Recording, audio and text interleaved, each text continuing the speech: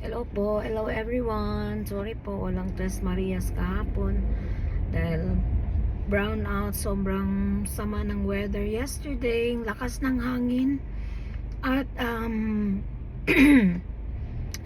walang internet, yung minsan mahina, minsan wala talagang internet, walang kuryente, ang ginaw-ginaw sa bahay.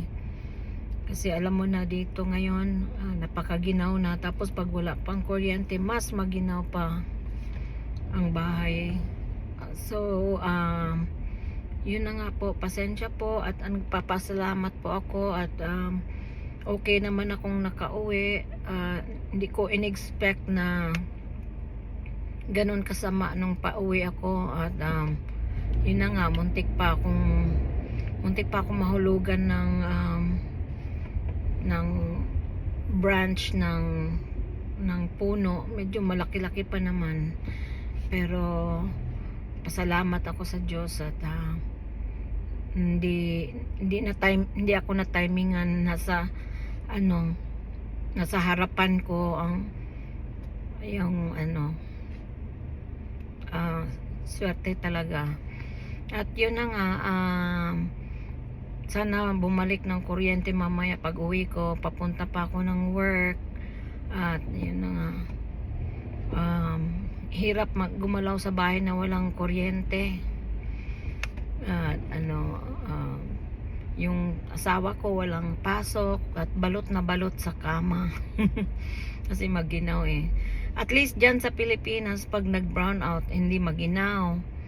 Dito pag nag brown out sobrang ginaw at minsan doble-doble yung kumot, dobleng jacket, kaya yun, pasensya po at sana po mag-iingat po kayo dyan sa mga tamaan ng bagyo din dyan. At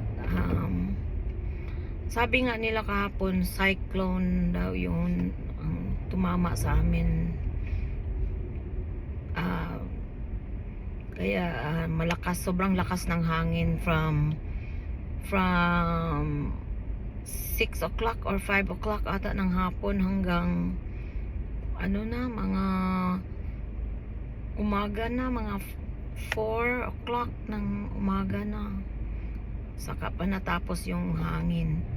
So buti na lang huminto na. Ito, papunta ako ng work, napaka traffic kasi walang traffic light, walang kuryente dito sa area namin. At ito, pila-pila sa intersection. Buti na lang maaga ako umalis sa bahay.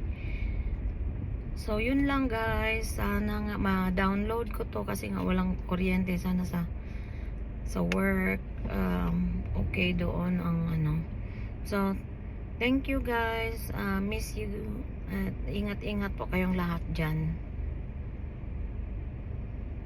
Bye.